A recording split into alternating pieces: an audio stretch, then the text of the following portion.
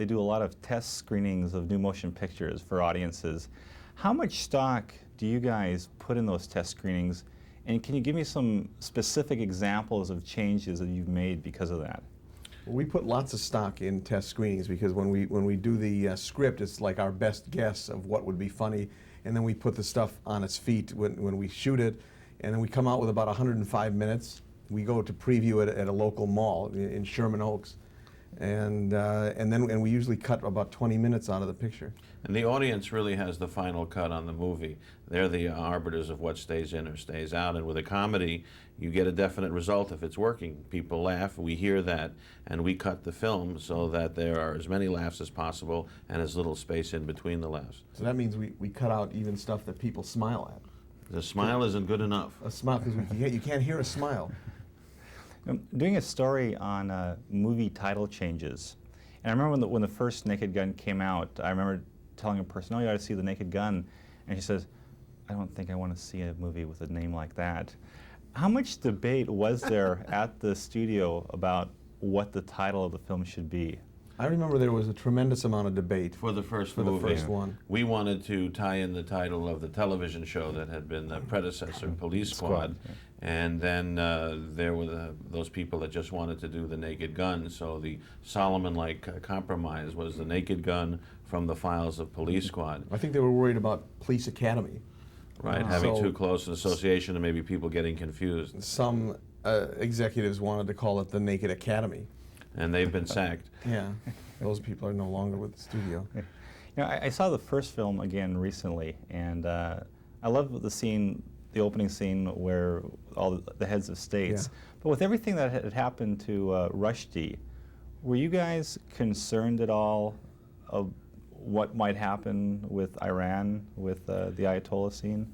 I think actually we were more concerned about his passing away before the movie was released, as opposed to any kind of retribution, so that we would be parroting people that were still alive. But I don't think we think about that, and of course we don't give our address out and keep moving as often as possible.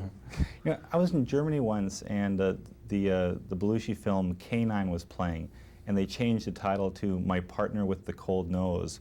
And I've always found it interesting how American films will change overseas. What subtle differences are there in your films when they play in other countries? Because I know the references have to change. Well, I remember when we first took Airplane to Europe, it was there were so many idiomatic English things like puns and then American television commercial references, and a lot of that didn't play, and so that's why we took all that stuff out. And of course our titles do change. In other countries it has titles like Where Are the Police? Or the first one was called Who Will Save the Queen in some places. And The Naked Gun really, we picked that title because it had nothing to do with the movie and was especially lurid. But that doesn't necessarily work in places where they don't speak English. Fortunately for us, the rest of the film does work because I think so much of it is visual and physical comedy. You know, working in television, whenever we do anything with the Motion Picture Academy, all kinds of regulations, rules, disclaimers. Tell me what kind of minefield you had to go through with the Academy with this film. I think we just didn't ask. Yeah, that was the main thing. We were not allowed to show the statuette, the actual Oscar.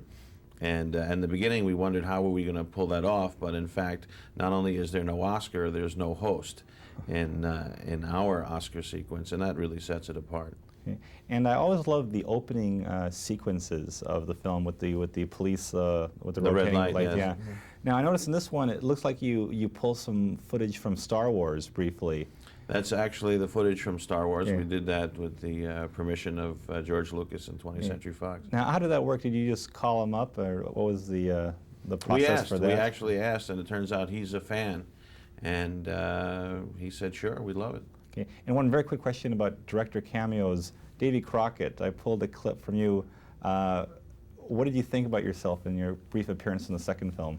It was one of the most fun days of my whole life, was being able to play Davy Crockett in a movie and being listed in the credits. So I'm in a long succession of guys that played Davy Crockett in one.